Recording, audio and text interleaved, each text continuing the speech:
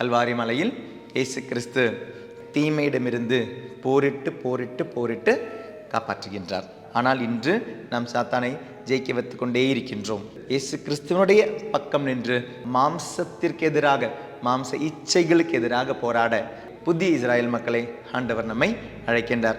உண்மையாகவே யோசிச்சு பாருங்க, இன்று நாம் எந்த பக்கம் நின்று யாருக்கு எதிராக போராடுறோம்? சின்ன சின்ன விஷயங்கள் கூட நம்மளால் விட்டு கொடுக்க முடியல. உடலினுடைய சின்ன சின்ன விஷயங்கள் கூட விட்டு கொடுக்க முடியாத பொழுது நம்ம எந்த பக்கம் இருக்கிறோம்?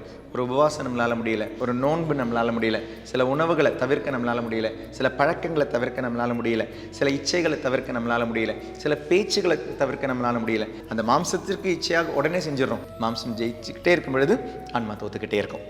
அப்போ எப்பொழுதெல்லாம் நீ உன்னுடைய மாம்சத்தில் தியாகத்தை செய்கிறாயோ ஆன்மா ஜெயிக்கும். மாம்சத்துக்கு அந்த சுகத்தை கொடுத்துக்கிட்டே இருக்கிறியோ ஆன்மா தோக்கும். அப்போ எதை ஜெயிக்க வைக்கிறோம், எதை தோக்க வைக்கிறோம் அப்படின்றது நம்மளுடைய கையில் தான் இருக்கு.